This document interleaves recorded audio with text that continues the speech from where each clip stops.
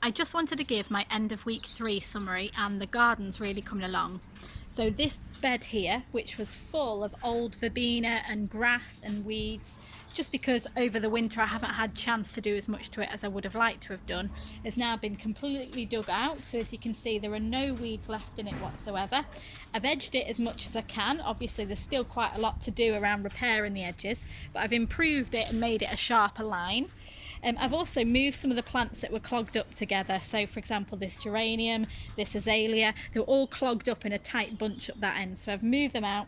And these irises here, they were all stuck further up the border where it's really full of grass. So I've moved them apart, really dug the weeds out and pulled all the weeds, all the grass out of the roots, and then replanted them around the pond here. As you can see, we've put this cover over the pond to make it safe, and also where these markers are, you can see these white markers here, I've put some seeds directly into the soil. So I've got sunflower seeds and some poppy seeds that I've scattered around to make sways of flowers, hopefully, as the summer goes on.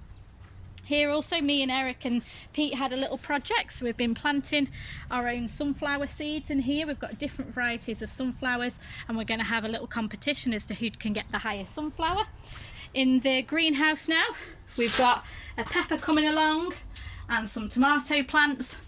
These are the seeds that we planted 3 weeks ago that you saw me plant, the squash and the peas. They've been potted on and they're coming along. They'll be ready to be hardened off soon.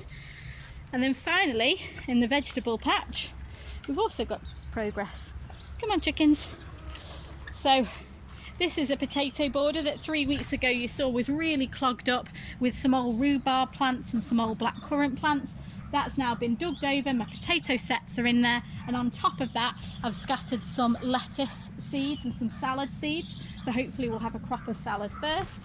These are the black currants you saw me move. They were just twigs when I cut them into a goblet form. They're now absolutely covered in flower buds, and that's probably because we've mulched this border and really improved the nutrition levels, the nutrients levels. And here is my strawberry plants, which as you can see, we're getting new leaves and flowers coming. And then finally over here, this is where I moved the rhubarb to.